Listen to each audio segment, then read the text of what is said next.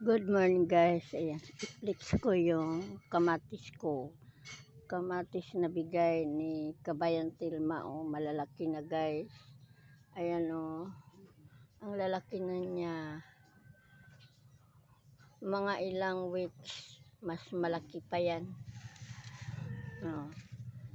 Madami, tagdadalawang bisis. Tagdadalawang piraso yung pinagsasama ko para kung sakaling mamatay yung isa, may kapalit. Malalaki na yung sa akin. Ilang weeks pa lang yan, 2 weeks, 3 weeks. Simula sa pagtanim, 3 weeks siya.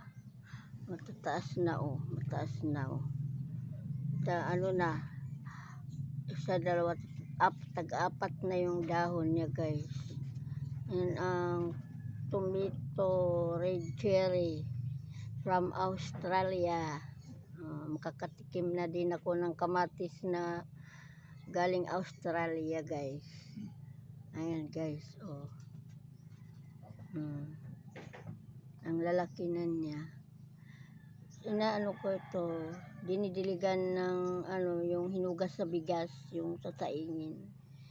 Yan, dinidilig ko, tapos yung mga yung ginawa kong tubig na hinaluan ng mga balat ng ugulay at saka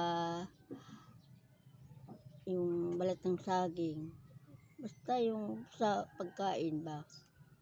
Thanks for watching guys. Bye. God bless sa atin lahat.